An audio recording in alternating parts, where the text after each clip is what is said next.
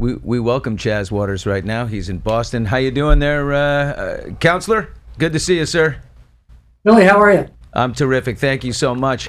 First of all, before we jump into it, how did this case arrive to you? And were you eager to hop in? You obviously have been watching all of this. You watched Alan and Dave Yannetti and the whole team over there. It's inescapable where you live. And so when the opportunity came to take the lead on the civil trial for her on offense, was it easy convincing?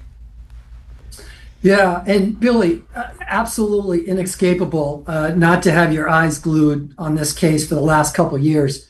But before I get to some of your answers, I have to tell you that you're very well thought of in our house because my wife is a fellow white mule. Oh my God! And anybody that's a white mule suddenly is turned into a great person and is spoken highly of, and I know you fall in that category. For those my guys are looking at me like he's a white mule. Well, we know he's an ass, but no, a white mule is the Colby College White Mules, baby, Waterville, Maine. She's a 91 grad. I know you're a little younger than that, but she loved the experience there, and I know you did too. Oh, that's terrific. Well, tell her I said hi, and I forgot what our cheer was, but, pass that on. Hoo-wah! No clue. But getting to your point, and how did this case come to us? It was after Karen was acquitted of all charges relating to the death of John O'Keefe that Alan and Karen came to Sheehan Finney and me and Damon Seligson and Aaron Rosenberg all sat down with them, and we knew right away that this was a great match. That the folks here at Sheehan Finney have a lot of experience in these types of cases, although there's no case like this. But in complicated, complex law, complicated facts, that we've got a great team here. Damon Seligson's been doing this for 30 years. He's been a trial lawyer in Boston. He's excellent. Aaron Rosenberg is a younger lawyer, and he's, in baseball terms, he's a five-tool player. Does everything well, researches, writes, argues. He does everything. He's terrific. So the three of us are really well equipped to take on a case like this from a technical perspective and an experience perspective. And then when we got to know Karen and Alan better, and Karen's family, her parents, it was just an easy match. I had not met Karen prior to her acquittal, and she's an amazingly warm and smart and funny. She's got a terrific sense of humor, and so I've really enjoyed working with her and meeting her. And I know our team is working flawlessly with Alan's team on the West Coast. And with Karen every day. We are talking to Chaz Waters here. He is the new man running point for Karen Reed on offense this time as she goes after the people that, I think most in the area instinctively feel are responsible for the death of John O'Keefe. So, Chaz, in your suit, you claim that you claim that Karen was killed inside the home of Nicole and Brian Albert. What type of investigation have you conducted on your own to determine that actually is the case, that it was in the home? And I guess that includes garage, if that were the case.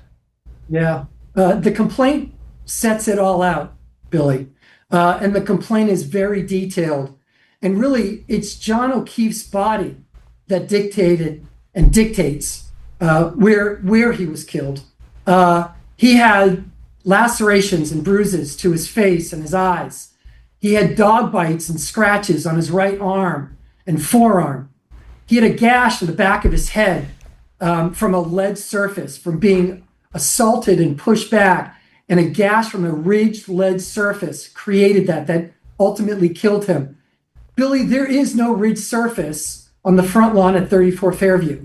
And so it's really this evidence that Alan and David Yannetti and that team researched and put together in the criminal defense cases that ended up being the foundation for the civil case And that speaks, the evidence speaks. I mean, the experts came in the criminal case, and we expect the same experts, if not different ones, to come in and testify about the same things, that these injuries are inconsistent with a car strike, that these injuries are consistent with being assaulted and being attacked by a dog and being pushed back and hit into a ledge ridge. What's the story with Chloe, the dog? I mean, have you guys, now that you're on offense, have we located Chloe twice removed from Canton?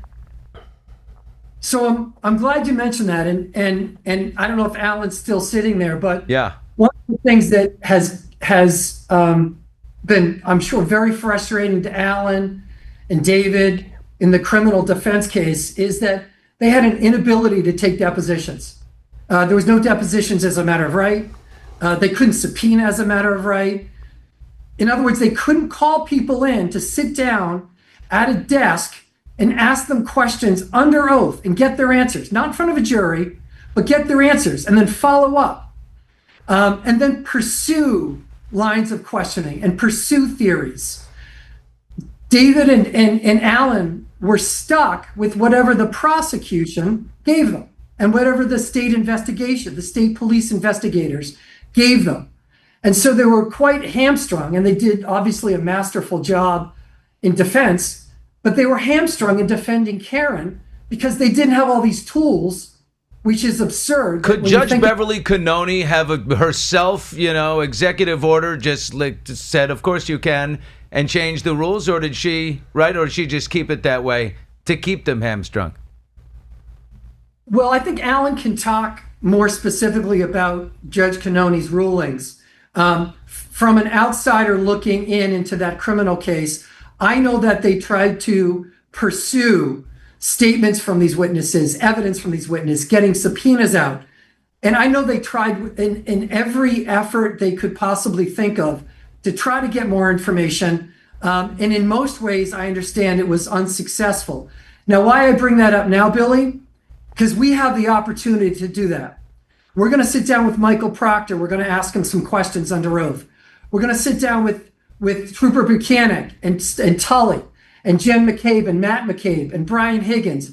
And we're going to be able to have them in an office at the other side of a table, asking them questions under oath and being able to follow up and having subpoenas and getting documents. And so this is going to be an entirely different type of case that's going to give us the ability to answer some of these questions that Alan couldn't answer in the criminal case, and we look forward to it. And what about the dog? I mean, back to Chloe. Have we found Chloe? Is there any way, even if we did find Chloe, would we be able to look at her claws and say, yeah, these are do we have the technology that says those claws made those marks? I know, Billy. So I don't know where Chloe is right now. We may find Chloe, we may not find Chloe. I don't know.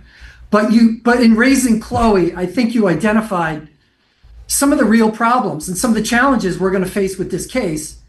And that is the Massachusetts State Police attacked Karen and focused their entire investigation on Karen. They never went into the house and tried to take, for example, saliva tracings from Chloe.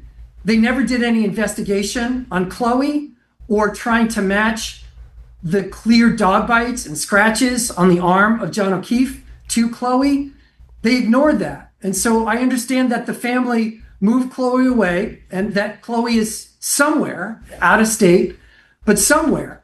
And, the real disappointment to Karen, and ultimately it should be for everybody in the community, including the O'Keefe family, is that the state police didn't investigate everybody in that house that they should have. And so while there's this entire investigation, which we think was as alleged, a fraudulent, malicious prosecution, we don't have, on the other hand, an investigation of everybody in the house. And so there is inevitably going to be evidence that we can't recreate, that we can no longer get. We're going to try.